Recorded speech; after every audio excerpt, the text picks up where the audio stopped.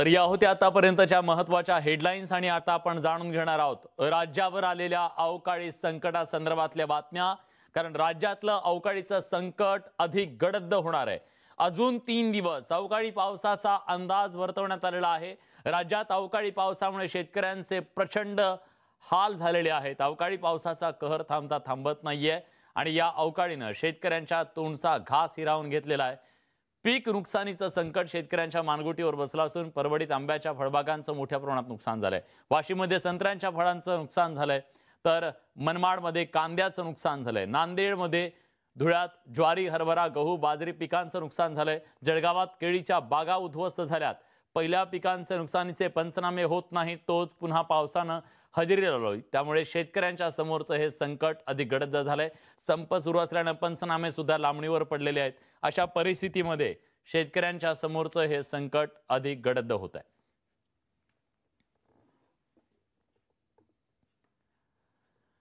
राज्याचे कृषी मंत्री अब्दुल सत्तार यांच्या असंवेदनशीलपणाची बातमी न्यूज 18 लोकमतनं दाखवल्याच्या नंतर अब्दुल सत्तार हे अखेर शेतकऱ्यांच्या बांधावर पोहोचले। अब्दुल सत्तार यांनी जालना जिल्ह्यातल्या वडीगोद्री गावातल्या पीक नुकसानीची पाहणी केली। शेतकऱ्यांचं नुकसान झालेलं असताना सत्तारांनी पीक नुकसान पाहणीच्या ऐवजी कृषी विभागाच्या मिलट दौडमध्ये सहभाग घेतला। न्यूज 18 लोकमतनं याबद्दल त्यांना जाब विचारता सत्तार यांना शेताच्या बांधावर जावं लागलंय आणि पिकांच्या नुकसानीची पाहणी करावी लागली आहे। उशिरा का होईना कृषी मंत्री अब्दुल सत्तारांना जाग आली, पाहणी केली, आता मदत तरी वेळेवर द्या अशी अपेक्षा शेतकऱ्यांकडून व्यक्त होतीये। पण राज्याच्या कानाकोपऱ्यात आज विशेषतः मराठवाडा, उत्तर महाराष्ट्र, विदर्भातल्या अनेक जिल्ह्यांमध्ये अवकाळीचं संकट उडवलेलं आहे। शेतकरी आज मोठ्या संकटात आहे। अशा वेळी धावून जाणं गरजेचं होतं ते बांधावर, पण कृषी मंत्र्यांना दौडमध्ये धावणं अधिक महत्त्वाचं वाटलं। पण न्यूज 18 लोकमतनं या संदर्भातला सवाल उपस्थित केल्यावर अखेर कृषी मंत्र्यांना बांधावरती पण धावावं लागलं। कृषी मंत्री अब्दुल सत्तार भाई यांनी मिलेट दौडच्या नावाखाली चालवलेला पोरखेळ पहिल्यांदा बंद करावा अशी मागणी स्वाभिमानी शेतकरी संघटना करते। अतिवृष्टीनं महाराष्ट्रातला शेतकरी बांधावर आपली वाट पाहतोय। आत्महत्याच्या उंबरठ्यावर असलेल्या शेतकऱ्याला धीर देण्यासाठी आपण बांधावर जायला पाहिजे। मॅरेथॉन कसले घेताय? मॅरेथॉन घ्यायची एवढीच हौस असेल तर एखादं खातं एकनाथभाई शिंदेंना निर्माण करायला लावा आणि मॅरेथॉन घेत बसा। राज्याच्या विविध भागात अवकाळी पावसानं शेतकऱ्यांचं कंबरडं मोडलेलं असताना आता राज्याच्या काही भागात गारपीट देखील होतीये। अहमदनगर, संगमनेर, पंढरपूर, धाराशिव, यवतमाळ, हिंगोली, बीड आणि त्याचबरोबर लातूर या जिल्ह्यांमध्ये मोठ्या प्रमाणात गारांचा पाऊस बरसतोय। राज्यात पडलेल्या गारपिटीमुळे अवकाळीनं महाराष्ट्राचा शिमला झाल्याचं समोर आलेलं आहे।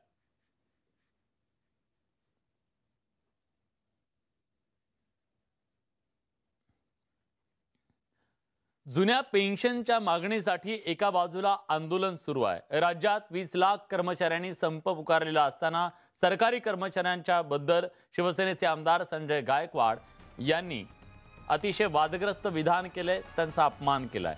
95% सरकारी कर्मचाऱ्यांकडे हरामाची कमाई आहे असा आरोप गायकवाडांनी केला। सरकारी कर्मचाऱ्यांना भरमसाठ पगार असल्याचं गायकवाड म्हणाले। सरकारी कर्मचारी गडगंज असून त्यांना पेन्शनची गरज नाही।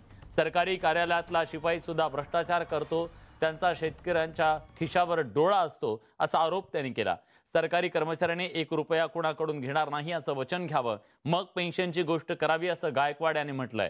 त्यामुळे नवा वाद निर्माण होण्याची शक्यता आहे।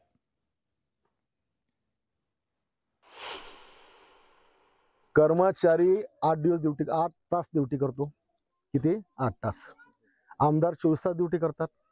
आमदार व्हायला 30 वर्ष आम्ही तसे गमवले। किती वर्ष गमवले? 30 वर्ष संघर्ष केला। आणि आमदाराचा समजा पगार बी असेल, समजा 1,82,000 पगार आहे, आमचा खर्च महिन्याचा 5 लाख आहे। आम्हाला शिवजयंती, गणपती, नवरात्री, क्रिकेटचं बक्षीस, फुटबॉलचं बक्षीस, 4-4 पीएचं बक्षीस, ऑपरेटरचं बक्षीस, कार्यालयाचा चहा पाणी, महिन्याचं लाखाभराचं डिझेल, आणि तेही जाऊ द्या। हे करताना आमदाराच्या कार्यालयामध्ये जर शेतकरी कोणी आला, रडत आला, तर त्याचा आम्ही आसू पुसून त्याला हसत पाठवण्याचा प्रयत्न करतो। शासकीय कर्मचारी काय करतात? शेतकऱ्यातले बिचारे डब्बे घेऊन जातात पॉयझनचे, इतकं ते त्रास देतात। एक 6 दिवस होणार का आम्हाला 6 महिला होतात? एवढा माच कर्मचाऱ्यांना असतो? काय कर्मचाऱ्यांना इतका भरमसाठ पगार? आणि मला सांगा, कोणता कर्मचारी फक्त पगारावर डिपेंड हो? 95% कर्मचाऱ्याजवळ हरामाची बाहेरची कमाई आहे. 95% कर्मचाऱ्यांजवळ गडगंज झाले, त्यांच्या प्रॉपर्टी घरात मावत नाही एवढे गडगंज झाले. त्यांना काय करत? चपराशी बी सुटत नाही. चोवी आज जायचे, शेतकऱ्याला पैसे मागतो. तुम्हाला सांगतो, त्या ऑफिस मध्ये लोक गेले की यायचं फक्त खिचार नजर राहती की किती पैसे काढतो म्हणून. या कर्मचाऱ्यांना इमानदारीने जर हा मुद्दा माझा खरोखर हायलाइट करा, यांना जर खरोखर इमानदारीनं पेन्शनची चालू पाहिजे असेल तर यानं शपथ घ्यावं की आम्ही कोणाकडून रुपया खाणार नाही, सरकारचं नुकसान होऊ देणार नाही, सरकारचा पैसा सरकारच्या तिजोरीत जाऊ देऊ, तेव्हा सरकारची तिजोरी भरून मग यांना पैसे देतील.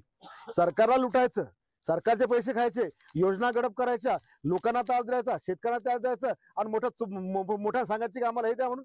अरे तुम्ही पहिले लायकी तर सिद्ध करा तिथं काम करताना. काय लायकी आपली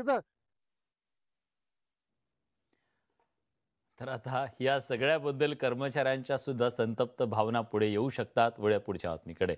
विधानसभेच्या आगामी निवडणुकीसाठी कोणतंही सूत्र ठरलं नसल्याचा दावा भाजपचे प्रदेशाध्यक्ष चंद्रशेखर बावनकुळेंनी केलाय. भाजपच्या प्रसिद्धी प्रमुखांच्या बैठकीत बावनकुळेंनी निवडणुकीत भाजप 240 तर शिवसेना 48 जागा लढवणार असल्याचं वक्तव्य केलं. मात्र त्यावरून मतभेद होण्याची शक्यता निर्माण झाल्यानं स्पष्टीकरण देण्याची वेळ बावनकुळेंवर आली. तर भाजपचं पोटातलं ओठावर आल्याचा टोला विरोधकांनी लगावला. 2024 आपला 100%, 150, 170 जे काय आपण येतील, पण आपण 240च्या जवळपास सीट लढण्याच्या विचारात आहोत. 240. कारण शिंदेच्या 50च त्या ठिकाणी, आता कोणी 50च्या वर त्यांच्याकडे नाहीच आहे. एकनाथ शिंदेंकडे 50च्या वर उमेदवार नाहीत. त्यामुळे भाजप 240 जागांवर लढण्याच्या विचारात असल्याचं थेट वक्तव्य चंद्रशेखर बावनकुळेंनी केलंय. त्यातल्या 170 जागा जिंकण्याचं लक्ष भाजपनं ठेवलंय. मात्र चंद्रशेखर बावनकुळेंचं हे वक्तव्य समोर आल्यानंतर विरोधकांनी शिवसेनेला डिवचायला सुरुवात केली. भाजपला महाराष्ट्रामध्ये शिवसेनेचा दरारा संपवायचा होता म्हणून त्यांनी शिवसेना सोडल्याचा आरोप संजय राऊतांनी केला. तर आयतीच संधी चालून आल्यानं आता नाना पटोलेंनीही चांगलेच टोले लगावलेत. राज्याचा प्रदेशाध्यक्ष भाजपचा यांना सांगतो, तुम्हाला 40 जागा देऊ, 25 जागा देऊ, उद्या 5 जागा आपण फेकतील या तोंडावर. ही यांची लायकी आहे, मी परत सांगतो. आणि म्हणून तर भाजपनं शिवसेना तोडली ती यासाठीच. त्यांना या महाराष्ट्रातला शिवसेनेचा रुबाब दरारा हा खतम करायचा होता. भाजपचे अध्यक्ष प्रदेशाध्यक्ष बोलताना आपण पाहतो आहे आणि आता तुम्ही तसं म्हटलंच नाही, घुमजाव करतात आहेत. म्हणून त्यांच्या पोटात आहे, ते ओटात आलेलं आहे, हे एकनाथ शिंदे साहेबांनी समजलं पाहिजे. जागा वाटपात कमी जागा मिळणार असल्याचं वक्तव्य आणि त्यावर सुरू झालेली टीका पाहून शिवसेनेच्या पोटातच गोळा आला. गुलाबराव पाटलांनी तर या विषयावर बोलणं टाळलं, तर चंद्रशेखर बावनकुळेंनीही स्वतःची बाजू सावरण्याचा प्रयत्न केला. पक्षाच्या पदाधिकाऱ्यांना निवडणूक तयारीच्या दृष्टीनं मार्गदर्शन करताना सज्ज राहण्यासाठी वक्तव्य केल्याचं बावनकुळेंनी सांगितलं. निवडणुकीच्या वेळी जागा वाटपाचा विचार होईल असंही त्यांनी स्पष्ट केलं. शिवसेना आणि भाजप 288 आणि 48 लोकसभा, 288 विधानसभा आणि 48 लोकसभा युतीमध्ये लढणार आहोत. अजून कुठलाही फॉर्म्युला, कुठलाही निर्णय, कुठलाही फॉर्म्युला भाजपाने किती लढाव्या, शिवसेनेने किती लढाव्या असं कुठेही ठरलेलं नाही. केंद्रीय नेतृत्व आणि राज्याचे नेतृत्व ठरवेल. लोकसभेच्या निवडणुका एका वर्षावर आल्यात, तर 1.5 वर्षांनी विधानसभेच्या निवडणुका होणार आहेत. महाविकास आघाडीत जागा वाटपाच्या चर्चा सुरू झाल्याची माहिती सूत्रांनी दिली आहे. त्यामुळे जागा वाटपावरून तिढा होण्याची शक्यता नाकारता येत नाही. तर दुसरीकडे शिवसेना भाजपच्या महायुतीतही जागा वाटपावरून सर्व काही आलबेल नसल्याचं या सर्व घडामोडींवरून स्पष्ट होतं. Bureau report, news 18 Lokmat.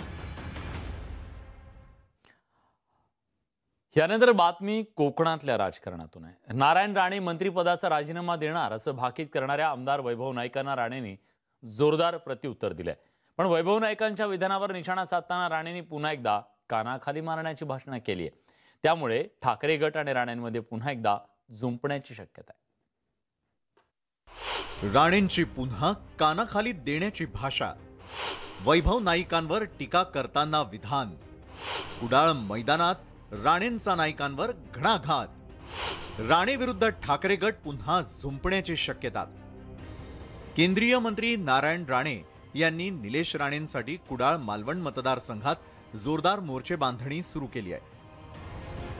Nilesh राणेंच्या वाढदिवसानिमित्त शुक्रवारी कुडाळमध्ये विविध कार्यक्रमांचं आयोजन करण्यात आलंय। यावेळी नारायण राणेंनी थेटपणे वैभव नाईकांवर घणाघात केला। नारायण राणे केंद्रीय मंत्रिपदाचा राजीनामा देणार असल्याचं विधान वैभव नाईकांनी केलंय। त्यावर टीका करताना नारायण राणेंनी थेट कानाखाली वाजवण्याचा इशारा दिला। वैभव नाईक भविष्य सांगायला लागला, राणे 2 महिने राजीनामा जसं मला भेटून गेला मी त्याला कालच सांगितलं, कान पुढे गेलं तरी कान पडत मारले, सांगायची गोष्ट वेगळी। हे सगळं खोटारडेपणा आणि केंद्रीय मंत्री राजीनामा खाली माझा पक्ष राज्यात आज सत्तेवर आहे, ते सत्तेवर ठेवायचं आहे। खरं तर वैभव नाईक केवळ एवढ्यावरच थांबले नाहीत, त्यांनी सातत्यानं राणे कुटुंबियांना लक्ष केल्याचं पाहायला मिळालं। तर आता नितेश राणेंचं राजकीय अस्तित्व किंवा वर्चस्व हे भारतीय जनता पार्टी ठरवणार आहे। आज नितेश राणेंकडे कोण अस्तित्वात कोण जाण्यासाठी त्यांचं अस्तित्व एवढं मोठं नाही की त्यांच्या संपर्कात कोण असण्याचं। त्यांचेच कार्यकर्ते खरं तर रवींद्र चव्हाणांच्या संपर्कात आहेत, हे आपण वारंवार या जिल्ह्यामध्ये बघतो। त्यामुळे राणेंचं आता राजकीय अस्तित्व या जिल्ह्यामध्ये संपत चाललेलं आहे। पण आता राणेंनी थेट कानाखाली वाजवण्याची भाषा केल्यानंतर मात्र वैभव नाईकांनी यावर बोलणं टाळलंय। असं असलं तरी राणेंनी कुडाळ मालवणमध्ये केलेलं शक्ती प्रदर्शन पाहता विधानसभेआधीच राणे आणि ठाकरे गटातील संघर्ष आणखी वाढण्याची शक्यता आहे। Bureau report, news 18 Lokmat. Mira road इथल्या बागेश्वर धामच्या धीरेंद्र कृष्ण शास्त्री यांच्या कार्यक्रमाला सुरुवात झालेली आहे। प्रवेश करताना धडपडताना दिसले, यात काही भाविक जखमी सुद्धा झाले आहेत। राज्याच्या कानाकोपऱ्यातून या कार्यक्रमासाठी भाविक मीरा रोड मध्ये दाखल झाले आहेत। आप सभी से हमारा आग्रह है कि आप आएं और गुरुदेव भगवान से आशीर्वाद लें। गेल्या काही दिवसांपासून धीरेंद्र शास्त्री हे चर्चेमध्ये आलेले आहेत। देशातल्या प्रमुख माध्यमांमध्ये त्यांच्या या दरबाराची चर्चा आहे आणि लोकांच्या मनातली गोष्ट। ब्रेक नंतर तुमचं पुन्हा एकदा स्वागत। तुम्ही पाहताय महाराष्ट्राची खबरबात। आपल्या गाडीचा टोल वाचवण्यासाठी ट्रक चालकानं स्वतःसह दुसऱ्यांचा जीव धोक्यात घातल्याचा धक्कादायक प्रकार समोर आलाय। पांढरकवडा शहरापासून जाणाऱ्या नागपूर हैदराबाद राष्ट्रीय महामार्गावरच्या टोल नाक्यावर एका टेम्पो चालकानं टोल वाचवण्यासाठी चक्क ड्रम आणि बॅरिकेड्स उडवून पलायन केलं। या घटनेत टोलनाक्यावरचा एक कर्मचारी जखमी झालाय। चालकाला पोलिसांनी अटक केली आहे।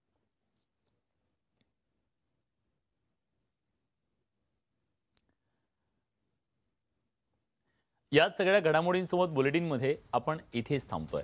ताज्या घडामोडींसाठी बघत रहा न्यूज 18 लोकमत।